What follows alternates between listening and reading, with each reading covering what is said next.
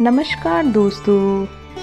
जैसे कि हमने पहले भाग में देखा था कि 10वें नंबर पर गुरु द्रोणाचार्य और नंबर 9 पर भीष्म पितामह और नंबर 8 पर अर्जुन के बारे में हमने जाना था। तो वैसे ही हम आगे के बचे हुए योद्धाओं के बारे में जानेंगे।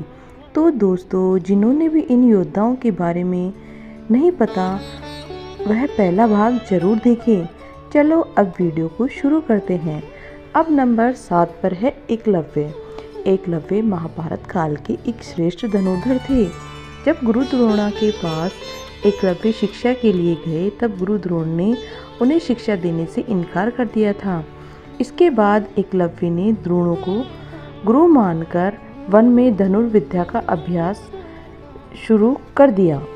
जब कौरवों और पांडवों में से किसी को भी शब्द भेदी बाण चलाना नहीं आता था तब एकलव्य अपने अभ्यास से ही शब्द भेदी बाण चलाना सीख गए थे।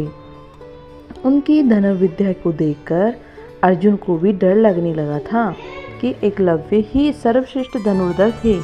लेकिन दोस्तों, एक समय गुरु दक्षिणा के नाम पर द्रोणाचार्य ने एकलव्य का अंगूठा कटवा दिया था।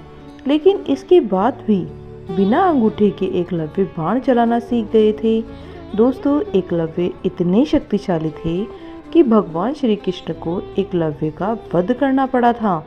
एकलव्य के बारे में भगवान श्री कृष्ण ने कहा था, अगर एकलव्य का अंगूठा ना कटा होता तो एकलव्य दूसरा परशुराम बनाकर जंगल में घूमते रहते। तब दानव, राक्षस और ना ही देवता कोई भी उनको परास्त नहीं कर पाता। कोई मनुष्य तो उनके सामने खड़ा भी नहीं हो पाता। भगवान श्री कृष्ण ने जिस धनुर्धर की तुलना भगवान परशुराम से की थी वह शक्तिशाली थे, तो आप सोच ही सकते हैं। दोस्तों, नंबर 6 पर है बर्बरीक। भीम के पुत्र बर्बरीक। जब अर्जुन तथा भगवान श्री कृष्ण उनकी वीरता का चमत्कार देखने के लिए उपस्थित हुए तब बर्बरीक ने अपनी वीरता का छोटा सा नमूना मात्र ही दिखाया। जब भगवान कृष्ण ने कहा कि यह जो वृक्ष है इसके सारे पत्तों को एक ही तीर से छेद दो तो मैं तुम्हें मान जाऊंगा। बर्बरीक ने आज्ञा लेकर तीर को वृक्ष की ओर छोड़ दिया। जब तीर एक एक कर सारे पत्तों को छेदता जा रहा था तो इस दौरान एक पत्ता टूटकर नीचे गिर पड़ा।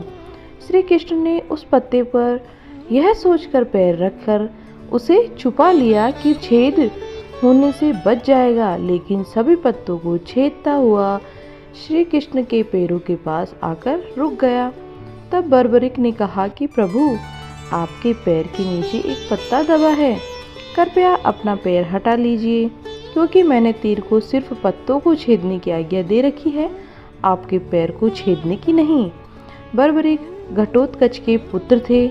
उनके पास ऐसे 3 बाण थे जिसके सहारे वह पल भर में कुरुक्षेत्र के युद्ध को खत्म कर सकते थे, दोनों सेना को समाप्त कर सकते थे। बर्बरीक के 3 बाणों के बारे में जानकर खुद भगवान श्री कृष्ण भी चिंतित हो गए थे, जिनके कारण उन्होंने दान में बर्बरीक को शीश मांग लिया था। इसके बाद से खाटू श्याम जी के नाम से इस धरती पर बर्बरीक की पूजा होती है। दोस्तों, नंबर 5 पर है मेघनाद। रावण के पुत्र मेघनाद महावीर था। उसने ब्रह्मा, विष्णु और महेश को अपनी तपस्या से वरदान प्राप्त कर लिया था। उन्होंने अपने पराक्रम से देवताओं को परास्त करके देवराज इंद्र को बंदी बना लिया था, जिसके चलते उनका नाम इंद्रजीत पड़ा। उसके पास ब्रह्मास्त्र, वैष्णवास्त्र और पाशुपति अस्त्र, इन तीनों अस्त्र का ज्ञान था। लक्ष्मण जी के साथ उसने लक्ष्मण जी पर ब्रह्मास्त्र और पाशुपत्र अस्त्र चलाया था।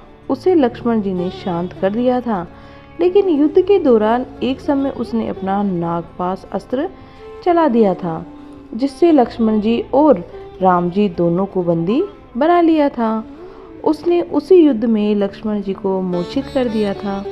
मेघनाद ही रामायण काल के एकमात्र योद्धा है जिसे अति महारथी योद्धा कहा गया है। तो दोस्तों इसके बाद के योद्धाओं के बारे में हम अगले भाग में जानेंगे। दोस्तों अगर आपको वीडियो पसंद आई है तो वीडियो को लाइक करें और कमेंट करके हमें ज़रूर बताइएगा कि आपको वीडियो कैसी लगी। और हाँ, बेल आइकन को दबा के रखें ताकि जैसे ही इसका अगला भाग आएगा तो उसका आपको नोटिफिकेशन सबसे पहले मिल सके। Thank you so much.